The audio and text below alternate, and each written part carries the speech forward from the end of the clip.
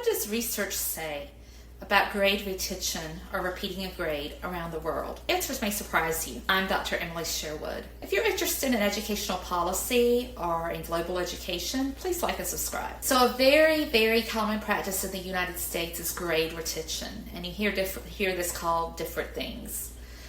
Depending on the area. You might hear it say, well, that child's repeating. That child's a repeater. That child's repeating a grade. You also routinely hear things like that that child is being held back, or even that child failed a grade. And it all means the same thing. What that means is the child was in the grade last year that the child's in the next year. So for example, if a child's in first grade, that child's taking the first grade again, or took their first grade year again.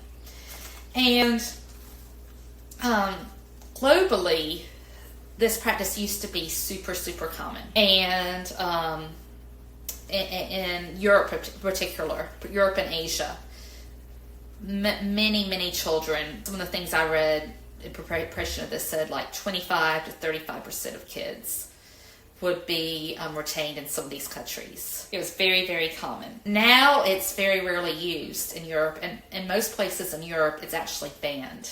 And I'll get to why in a minute, so stick with me till the end of this and I'll explain why this is becoming banned. It's very, very rare now in most parts of the world for a student to repeat a grade. An exception to that is China. It's very, very common in China. 22% of students at some point in their school career repeat a grade. And that happens more in rural areas where there are not as many resources and the students are more vulnerable. So it's harder for a student to gather what they need for that year, so the student is retained, the student repeats a year. And that's about the only place that still does this to that extent, where it's that high a number. But in the United States, it's still relatively common, and historically, it's been a common thing. And historically, in the United States, it's been done particularly in the lower grades, and there's a lot of concern about things like maturity. Well, that child's just not ready to go into the next grade. That child's just too little. I heard things like that when I was teaching a lot, and so. And it's still seen relatively positively in the United States by most people. I was responding to a post the other day. I'm in a mom's group, a local mom's group. And a mom there said that the school just reached out to her. It's April now.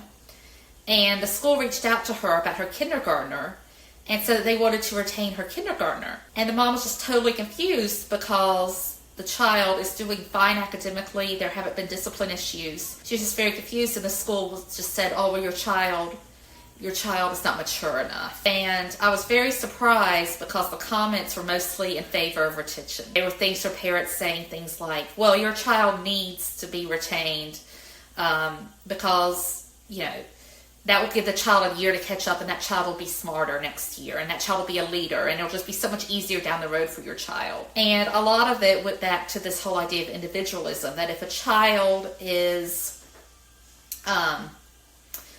needs more time, that child should take more time. And again, that the person may have different needs. The person may need different times. And who are we to say that, the child has to go in this logical sequence, that maybe the child just needs extra time. The idea of grade retention is so popular in the United States that now 16 states have some sort of grade retention law for third grade. Now, what that means is that if the child, it greatly varies by state, but generally if the child fails the third grade reading test, the test that every child takes in the spring to test math and reading, and if the child fails that test, then the child has to be retained. Now, there are a lot of exceptions to this in these laws. Almost always, English learners and special education students are not retained.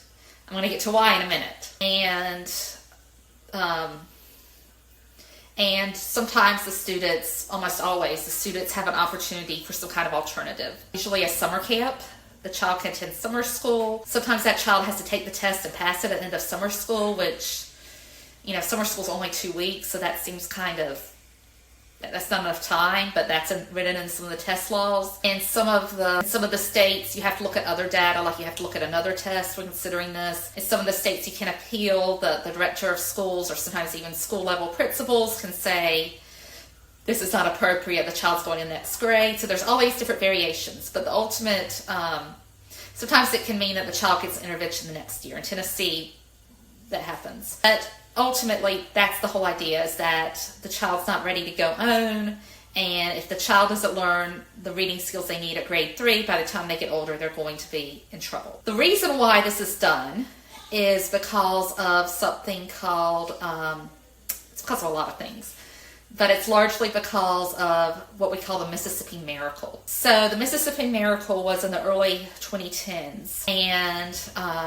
it was a huge initiative to improve reading in Mississippi, which is one of the poorer states in the United States, had some of the poorest schools in the United States, had really bad academic outcomes. And part of that was a 3rd grade retention law. However, the law was not, that was not the big factor in why the schools improved. The schools improved and the reading of the students improved because there was all these other things that went with it. Training, intervention programs for students to keep them from being at that point where, they were going to have trouble on that test. There were just a lot of initiatives that they changed the curriculum some and the way that reading was taught, and the retaining children was just one part of it. The other thing is that when you retain a child for the next year, for the next probably 1 or 2 years, those child scores may be really high. However, the effective retention doesn't last. By the time that child has moved on, trying to learn new skills for the next grade level, that child is often very often struggling. But because this was considered such a success, there are all these states now who are doing this 3rd grade retention law. And it's really striking to me that states are doing this, because the research for retention is most overwhelmingly negative. Research shows that, generally speaking, the effects of retention will last maybe 1 or 2 years. So a student will do really good the next year in that same grade, but after that, the student will start struggling again. And I've only ever known of 2 students in my entire career who really benefited from grade retention, and they both had really unique needs. In other words, students who did fantastic. It just totally changed their whole academic trajectory the next year. Most students just do so-so, or they might pass the test, but they don't do great. But both of these students had some pretty unusual circumstances. One was a kindergartner who arrived very late in the year, I think March or April, and just didn't have the chance to learn. And she was also an English learner, and she didn't have any kind of literacy skills. And then the other one that I could think of was a foster child who was living in multiple homes during the year, had a lot of emotional things going on, and again, just wasn't really able to focus on school with everything going on in her life. Those 2 students soared the next year, but generally speaking, students just do so-so. They may pass the test, they may not pass the test. But those effects, again, only last like 1 or 2 years. And then that student really struggles, because it's not fixing the main cause. There's usually something that's causing that child to struggle, some basic skill that child is needing, either a comprehension skill or some kind of decoding skills, something that child needs and they're not getting it when they're just put in the same class again. But I tell teachers this even, and teachers get really upset because they think this is the way to go, and this is what's right for child. I had a principal once who was very upset when she learned that children who are English learners under a new law, under the new policy for the state, it wasn't really a law, it was a policy for the state, could not be retained because she felt like this was in the child's best interest. I also, I've talked to parents before who were fighting to get their kids retained because they felt like this was in the child's best interest, and they just didn't understand why this wasn't happening. And the other thing is that not only does it not work, but it can cause some really harmful effects down the road, especially dropout rates. So the dropout rate, there's been different studies on this, but students who are retained are, by some estimates, over 3 times as likely to drop out by the time they end school. So in other words, if you repeat a year, it's 3 times as likely that you won't finish school. And that particular risk is really heightened when there are things that make it harder for you to graduate to begin with. So this has especially been found to be true with girls and with Latino and Black students. And the reason for that is that these students, and poor students, I didn't mention that, poor students, students with low socioeconomic status who are economically poor, because these students are more likely, because of factors in society that make it harder for these students, they're more likely to have to drop out because of caring for children or having to work, or there may be something like racism, and this child just at the very end is just so tired of school they don't want to stay. And so these children are much more likely to not finish school. So many states, based on federal policy, which again could change very soon, and I imagine it might change, will no longer allow the retention of students with who are English learners or students with disabilities who again are very vulnerable at all. And they will only allow retention of 1 year for other students. So in other words, if you're held back, let's say you repeat the 2nd grade, and then in 4th grade you start struggling, you can't be held back again. You have to go on. And but again, this is something that's really popular still. Rates have gone down. It used to be about 3.5% of students were retained at some point. Now it's 2%.